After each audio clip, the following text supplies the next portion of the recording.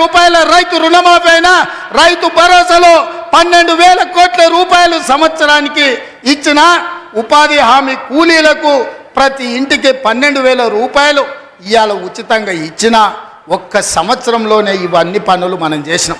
ఇవే కాదు, ఇవాళ బీసీలు తెలివికల్లోలైన డాక్టర్లు, లాయర్లు, ఇంజనీర్లుగా ఈ చదువుకున్నారు, ఐఏఎస్లు, ఐపీఎస్లుగా వాళ్ళు రాణిస్తున్నారు. మేము ఎంతమంది ఉన్నామో లెక్క చెప్పండి అని అడుగుతారు. 1931 100 ఏళ్ల కింద తెల్లదొరలు లెక్కలు కట్టారు కులగణన. మళ్ళీ ఇవాళ వరకు కట్టలే. 7 దశాబ్దాలైన స్వతంత్ర దేశంలో బీసీ కులగణన చెయ్యలే.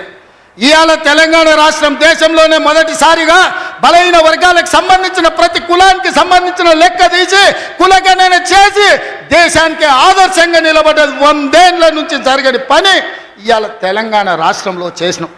మాదిగ ఉపకులాల వర్గీకరణ ఏండ్ల నుంచి కొట్లాడుతారు. 30 ఏండ్ల నుంచి 100 మంది పిల్లలు చచ్చిపోయిన ఆ కొట్లాటలు.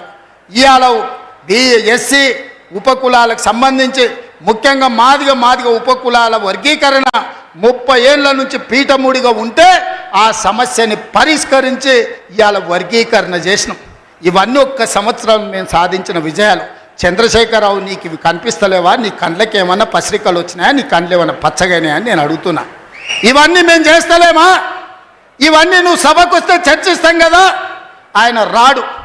ఇక ఒక ఆయన మోడీ ఉన్నాడు ఢిల్లీలో, ఈయన గల్లీలో ఈయన ఒక ఆయన ఉంటే ఆడొక ఆయన ఉన్నాడు. ఆయన మనుషులు ఈడ మోపారు. బండి సంజయ్ అంట, కిషన్ రెడ్డి అంట. ఏం చేసిరాయా మీరు ఏం చేసిరో సవాల్ అంటుండు. నేను సూటిగా సవాల్ ఇసారి తలుచుకున్నా కిషన్ రెడ్డికి, బండి సంజయ్కి. 2014, 2019, 2023 నరేంద్ర మోడీ గారు ఇచ్చిన హామీలు, మొన్న 2023లో మేము ఇచ్చిన హామీల మీద మేము చర్చకు సిద్ధంగా ఉన్నాం. నేను మా దామన్న మేము ఇద్దరం వస్తాం. కిషన్ రెడ్డి గారు, బండి సంజయ్ మీరు ఇద్దరు రాండి. బీఆర్ఎస్ నుంచి వాళ్ళని కూడా తండ్రి కొడుకులు వస్తారో, మామ అల్లుడు వస్తాడో, బావ బామార్ది వస్తాడో, ఎవడో ఒకడు వాళ్ళని కూడా రాని. చర్చ పెడదాం, బజార్లో పెడదాం, అంబేద్కర్ చౌరస్తాలో పెడదాం, అంబేద్కర్ సాక్షిగా చర్చ చేద్దాం. 10 ఏళ్ళు కేసీఆర్ ముఖ్యమంత్రిగా, 12 ఏళ్ళు నరేంద్ర మోడీ ప్రధానమంత్రిగా, 12 నెలలు మన ప్రభుత్వం ఇందిరమ్మ ప్రభుత్వం చేసిన పనుల మీద చర్చ చేద్దాం. నరేంద్ర మోడీ ఇచ్చిన మాట, స్విస్ బ్యాంకులో లక్షల కోట్ల రూపాయలు నల్లధనం ఉంది, అవి తెచ్చి ప్రతి పేదవాడి ఖాతాలో 15 లక్షలు వేస్తా అన్నాడు. ఒక్క పేదోని ఖాతాలన్నా మోడీ 15 పైసలు వేసినాడే? వేసిండా? ఒక్క రూపాయి నల్లధనం తేలే. కానీ నల్లధనం ఉన్నోళ్ళు దేశం విడిచి పారిపోయారు. నీరవ్ మోడీ, ఆయన చోక్సీ, విజయ్ మాల్యా ఇట్లా 100 మంది బ్యాంకులను ముంచి 16 లక్షల కోట్ల రూపాయలు బ్యాంకులకు ఎగదొప్పి పెట్టుబడిదారులు, మోడీ దోస్తులు దేశం విడిచి విదేశాలకు పారిపోయినరు తప్ప విదేశాలలో ఉన్న నల్లధనం ఒక్క పైసా కూడా మోడీ తెచ్చింది లేదు, పేదోడి ఖాతాలు వేసింది లేదు. రైతుల ఆదాయం 2 చేస్తా అన్నాడు. కానీ రైతు వ్యతిరేక నల్ల చట్టాలు తెస్తే 16 నెలలు ఢిల్లీ సరిహద్దుల్లో సైనికులాక వేలాది మంది రైతులు దీక్ష చేసి నరేంద్ర మోడీ మెడలు వంచి జాతికి క్షమాపణ చెప్పి రైతు వ్యతిరేక నల్ల చట్టాలను మోడీ చేత ఉపసంహరింపజేసిండ్రు రైతులు. అదేవిధంగా 2022 లోపల ప్రతి పేదవాడికి ఇల్లు అందిస్తా అన్నాడు మోడీ. ఏ పేదోడికి ఇల్లు ఇచ్చినవో ఈరోజు అప్పక్పల్లికి రా, చూపిద్దురా మోడీ ఇచ్చిన ఇల్లు ఎక్కడుందో. నేను అడుగుతున్నా, నారాయణపేటకు రా, మోడీ ఇచ్చిన ఇల్లు ఎక్కడున్నాయో నువ్వు చూపిద్దురా. సంవత్సరానికి 2 కోట్ల ఉద్యోగాలు ఇస్తాడు. 12 ఏళ్ళు అయింది, 24 కోట్ల ఉద్యోగాలు రావాలి. ఆ లెక్కన ఒక తెలంగాణకే 1 కోటి ఉద్యోగాలు రావాలి. ఎవరికి వచ్చినాయో ఉద్యోగాలు? ఓ కిషన్ రెడ్డికి, ఓ బండి సంజయ్కి 2 ఉద్యోగాలు వచ్చినాయి. తెలంగాణలో ఎవరైనా మోడీ ఉద్యోగం ఇచ్చిండా?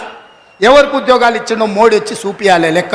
నేను ఇచ్చిన 55,000 మందికి మొదటి సంవత్సరంలో ఉద్యోగాలు తలకాయ లెక్క పెడితే ఎల్బీ స్టేడియం రా, ఒక్కొక్కరిని లెక్క పెట్టి పేరు రాసుకొని ఏ ప్రభుత్వ ఉద్యోగం ఇచ్చినో లెక్కలు చెప్తా. మోడీ గారు, నీ బంట్లను పంపిస్తావో, నీ బంట్రోతులను పంపిస్తావో నువ్వు పంపించు, లెక్క పెట్టి చూపించే బాధ్యత నాది. మోడీ ఒక రకంగా మోసం చేస్తే ఇక్కడున్న కేసీఆర్ గారు ఇంకొక రంగా ప్రజల్ని వంచిండు, మోసం చేసిండు, దోపిడీ చేసిండు. ఇవాళ అందుకే సూటిగా నేను సవాలు విసిరదలుచుకున్న బీజేపీ బీఆర్ఎస్ వాళ్ళకు. బీఆర్ఎస్ 23లో అధికారం పోయింది, 24 పార్లమెంట్లో డిపాజిట్లు పోయినాయి. ఇప్పుడు జరిగే ఎమ్మెల్సీ ఎన్నికల్లో పోటీకి అభ్యర్థులు దొరకలేదు. అదో దిక్కుమాలిన పార్టీ. ఆ దిక్కుమాలిన పార్టీ తండ్రో దిక్కు, కొడుకో దిక్కు, అల్లుడో దిక్కు, బిడ్డో దిక్కు కాకుల్లాక వాడి పొడుసాలను చూస్తున్నారు. ఈ కాకులకు సరైన జవాబు చెప్పాల్సింది కాంగ్రెస్ పార్టీ కార్యకర్తలే అని చెప్పి నేను ఈ సందర్భంగా తెలియజేయదలుచుకున్నా.